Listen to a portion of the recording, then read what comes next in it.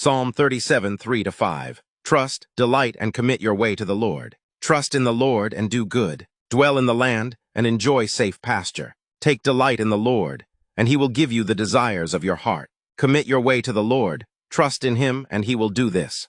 Psalm 37, 3-5. These beautiful words from Psalm 37, 3-5 provide a powerful foundation for understanding Jesus' teaching. In Matthew 6, 19-20, both passages call us to place our confidence, desires, and future in God, rather than in earthly possessions. Jesus says, "Do not store up for yourselves treasures on earth, where moths and vermin destroy, and where thieves break in and steal, but store up for yourselves treasures in heaven."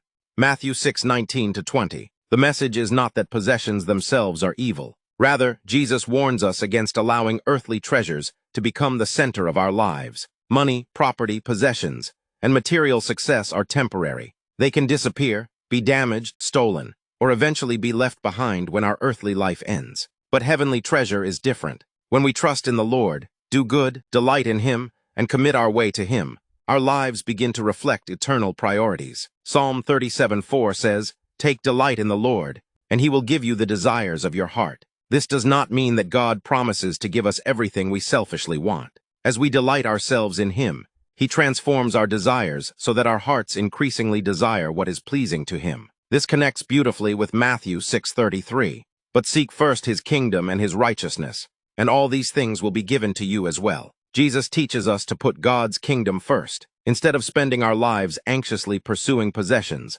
status, and worldly security, we can trust our Heavenly Father to provide what we truly need. The Apostle Paul gives a similar warning in 1 Timothy 6:17-19, encouraging believers not to place their hope in uncertain wealth, but to be rich in good works, generous and willing to share. In doing so, they lay up treasure for themselves as a firm foundation for the coming age. There is therefore a beautiful connection between Psalm 37 and Matthew 6. Trust the Lord, do good, delight in him, commit your way to him, seek his kingdom first, store up treasures in heaven. When we surrender our plans to God, we no longer need to live controlled by fear about tomorrow.